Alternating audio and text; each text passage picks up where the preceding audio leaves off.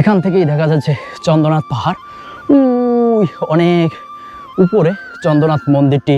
কি অজস্র গতিতে উপর থেকে আল্লাহর নেয়ামতের পানি পড়তেছে। গতকালকে বৃষ্টি হওয়ার কারণে এই অজস্র গতিতে এই পানিগুলো পড়তেছে। কি অসাধারণ একটি গুহার মতো হয়ে রয়েছে। দেখেন দুপাশে পাহাড়ের ভিতর দিয়ে যাচ্ছি, আর এখানের দৃশ্যটা কিন্তু অসাধারণ আসলে।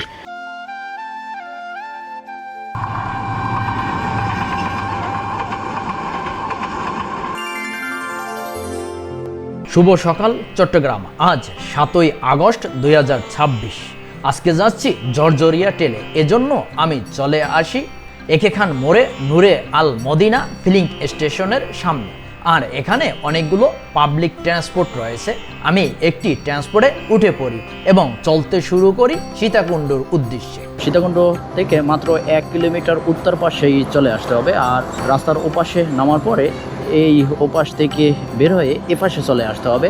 আর এরকম একটি বড় বিলবোর্ড টানানো রয়েছে, জর্জরিয়া ঝর্ণা, পন্থীশিলা বাজার, সীতাকুণ্ড পৌরসভা। অটোরিকশা ধরে মাত্র 10 টাকার বিনিময়ে 1 থেকে 1.5 কিলোমিটার পূর্ব দিকে এই রেল গেটের এখানে এসে নামিয়ে দেবে। আর এই রেল লাইনের এখানে একটি গেট কিপারের স্থান রয়েছে। আপনারা চাইলে প্রয়োজনীয় জিনিসপত্র এখানে রেখে দিতে পারবেন। এই রেল পথ ধরে কয়েক গজ উত্তর দিকে আমার হাঁটতে হবে। ওই গেট কিপারের ওখান থেকে আমি চলে আসছি। এই পথ ধরে আমি সামনের দিকে যাচ্ছি। এই জায়গাটা অনেক কর্দমাক্ত, এই পথ ধরে যেতে হবে সামনের দিকে। স্থানীয় একটি ছোট বাইকে পেয়ে গেছি, এরাও গাইডের কাজ করে। মানুষ বেশি হয় তাহলে 600, আচ্ছা আর একজন হলে 350। ঠিক আছে, চলো আজকে আমরা এই জিসান ভাইয়ের সাথে ঘুরবো এবং কোথায় কি রয়েছে এই ছোট ভাই আমাকে ঘুরিয়ে ঘুরিয়ে দেখাবে এই অঞ্চলটা। 10-12 মিনিটের মতো কাদা পেরিয়ে অবশেষে ট্রেলটা পেয়ে গেছি। এই যে হাতের ডান পাশ দিয়ে জিরিপথ পেয়ে গেলাম। আর এই জিরিপথে অনেক পানি রয়েছে। চলুন আমরা এই ট্রেল ধরে হাঁটতে থাকি, দেখি কোথায় কি রয়েছে এবং কি দেখাতে পারি আপনাদেরকে।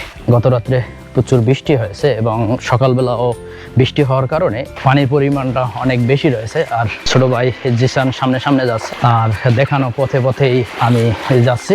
আমি এই ট্রেলের পথ ধরে হাঁটতেছি। দেখেন নুড়ি পাথর পড়ে রয়েছে এবং ছোট ছোট পাথর বালুকণা, এর ভিতর দিয়ে হাঁটতে খুব চমৎকার লাগতেছে। আর বিশেষ করে আপনারা এই পথে হাঁটার জন্য এরকম জুতো নিয়ে আসবেন, 3/4 প্যান্ট, ট্রাউজার বা যেগুলো পানি কম ধরে ওরকম কায়দার প্যান্ট নিয়ে আসবেন। এভাবে করে আপনারা এই ট্রেকিং করলে দেখা যায় যে এই অঞ্চলটা আপনারা এক্সপ্লোর করতে পারবেন এবং আনন্দ উপভোগ করতে পারবেন। হাঁটতে হাঁটতে প্রায় 15 থেকে 20 মিনিটের মতো চলে আসছি। হাতের ডান পাশে একটি শব্দ শুনতে পারছি, মনে হচ্ছে যে ছোট ঝর্ণা রয়েছে, গড়িয়ে গড়িয়ে পানি পড়তেছে এবং পানির শব্দটা খুব সুন্দর লাগতেছে। ছোট ভাই আগে আগে যাচ্ছে এবং তার দেখানো পথে পথেই যাচ্ছি আমি। চলুন সামনে উপরের দিকে উঠি। পাহাড় চুয়ে চুয়ে পানি পড়তেছে, মূলত এগুলো বৃষ্টি হওয়ার কারণে এই পাহাড় গড়িয়ে গড়িয়ে এভাবে পানি পড়ে। আর এগুলো দেখা যায় যে এই ট্রেলের কিছুটু পরপরই বিভিন্ন জায়গায় এভাবে দেখতে পাবে। আমরা সামনে আরো যাব, আরো সামনে সুন্দর সুন্দর জায়গা রয়েছে, সেগুলো এক্সপ্লোর করবো। চলুন সামনের দিকে যাই। আর এখন আমি বের হয়ে এখান থেকে চলে যাচ্ছি। বিভিন্ন জায়গায় এরকম পাহাড়ের অপরূপ দৃশ্যটা দেখতে পাবেন। হাঁটতে হাঁটতে আরো কিছু দূর সামনে চলে আসছি। আর এপাশেও একটি পানির শব্দ শুনতে পাচ্ছি। দেখি এপাশেও একটু কি দেখা যায়। এই যে দেখেন গড়িয়ে গড়িয়ে পানি পড়তেছে, যদিও আশেপাশে লতা পাতায় ঘেরা, কত উপর থেকে গড়িয়ে গড়িয়ে পানি পড়তেছে। এভাবে বিভিন্ন জায়গা থেকে এভাবে গড়িয়ে গড়িয়ে মূলত এই পানিটা এসে এই ট্রেল যেটা রয়েছে এটার ভিতরে এসে পড়ে। আর এই ট্রেল ধরে একেবারে বঙ্গোপসাগরে এই পানিটা পতিত হয়। আর এগুলো মূলত এই পাহাড়ের ভাঁজে ভাঁজে এই দৃশ্যটা দেখা যায়। সংসার জীবন ছেড়ে একটু প্রকৃতিকে পছন্দ করে তারাই এই জায়গায় ঘুরতে আসে। হাঁটতে হাঁটতে দীর্ঘটা পথ চলে আসছি। আর এই ট্রেলের হাতের ডান পাশে একটি দোকান দেখতে পাচ্ছি। এখানেও এরকম যে দোকান পাবো তা কল্পনা করতে পারিনি। বেশি আইটেমের পণ্য সামগ্রী এখানে পাবেন না, তবে পানি, বিড়ি, সিগারেট, চিপস, হালকা ছোট বিস্কিট এরকম কয়েক আইটেমের পণ্য সামগ্রী এখানে পাবেন। আস্তে আস্তে প্রায় আধা ঘন্টার মতো সময় অতিবাহিত করে ফেলছি। আর এখানে এসে ত্রিমুখী পথ রয়েছে, হাতের বাম পাশে একটি এবং হাতের ডান পাশে একটি পথ রয়েছে। আমরা হাতের বাম পাশে যে পথটি রয়েছে, চলুন আমরা এই বাম পাশেরটা দিয়ে আগে যাই। ছোট ভাইয়ের দেখানো পথে পথে আমরা বাম পাশেরটা দিয়ে যাচ্ছি। আর এ পাশে এই যে গাছগুলো দেখতে পাচ্ছেন, এগুলো সবজি, বরবটি, চিচিঙ্গা, লাউ, এরকম বিভিন্ন প্রকারের সবজি উৎপাদন হয় থাকে এই পাহাড়ের মাঝে মাঝে, একেবারে টানেলের মতো হয়ে রয়েছে।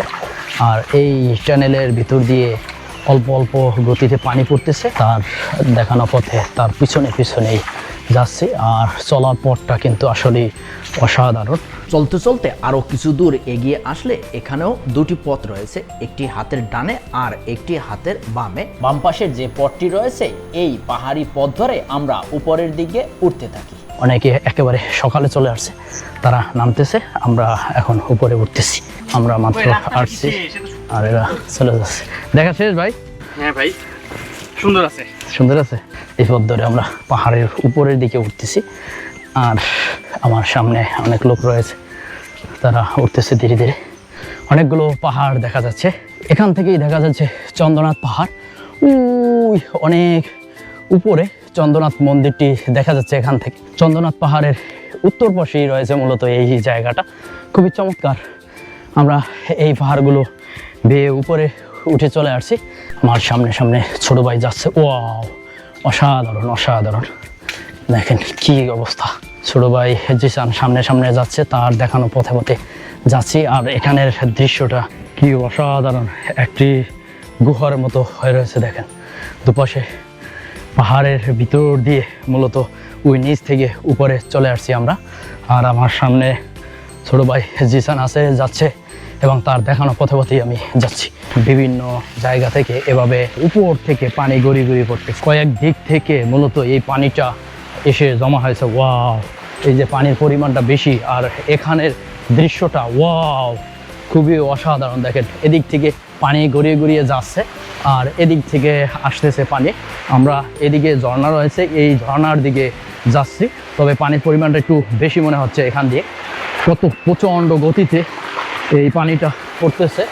যদিও বৃষ্টি হওয়ার কারণে এই পানির পরিমাণ বেশি হয়েছে, তবে সাবধানতার সাথে আপনাদেরকে পার হতে হবে। স্রোতের সাথে মনে হচ্ছে যে টেনে নিয়ে যাচ্ছে, এরকম মনে হয়। চারদিকের দৃশ্যটা মূলত টাকা খরচ করে এই সব দৃশ্য দেখার জন্যই এখানে চলে আসছি। তবে এখানের জায়গাটা কিন্তু অস্থির লাগতেছে। দেখেন আশেপাশের অবস্থাটা কি একেবারে অন্ধকার মনে হচ্ছে। আর পাহাড় পাথর পড়ে রয়েছে, এগুলো পাথর। এখানের দৃশ্যটা যে কি চমৎকার লাগতেছে, যা ভাষায় প্রকাশ করতে পারবো না। দেখেন এই পাথরগুলো আসলে কেউ ফালায়নি, এভাবে প্রাকৃতিকভাবে এই পাহাড় থেকে গড়িয়ে গড়িয়ে এখানে এসে পড়ে রয়েছে। 2 থেকে আড়াই ঘন্টা হাঁটার পরে আমাদের যেই কাঙ্ক্ষিত মুক্তি ঝর্ণাটি, সেটা আমাদের সামনে। ওয়াও, অসাধারণ অসাধারণ, খুবই চমৎকার একটি ঝর্ণা এবং পানির পরিমাণ খুবই বেশি এখন। যদিও সকালবেলা এবং রাতে অনেক বৃষ্টি হয়েছে, যার কারণে পানির পরিমাণটা এখন বেশি। তবে এই পানির পরিমাণটা নাকি সবসময়ই থাকে। এই ঝর্ণাটি খুবই সুন্দর এবং অজস্র গতিতে এই পানিটা পড়তেছে। দেখেন এই পানি দেখে আমার লোভ সামলাতে পারতেছি না। সবার মতো আমিও এখানে নেমে পড়বো এবং গোসল করব। দেখেন অনেক দর্শনার্থী এখানে রয়েছে। ঝর্ণায় আসছি, ভিজবো না তা কি করে হয়? দীর্ঘটা পথ হেঁটে আসার পরে ক্লান্ত হয়ে গেছি, আর এই ঠান্ডা পানিতে এখন ভিজে মজা করে নিব। এই মুক্তি ঝর্ণায় অনেকক্ষণ গোসল করেছে, অনেকটা সময় ব্যয় করেছি। হাতের বাম পাশ দিয়ে উপাসে ওঠার পথ রয়েছে, যে পথ দিয়ে ধরে এই ঝর্ণার উপরে যাওয়া যায়। আমার সামনে সামনে ছোট ভাই চলে গেছে, আর ওর দেখানো পথে আমি এই যে মুক্তি ঝর্ণাটি রয়েছে এর উপরের দিকে চলে যাচ্ছি।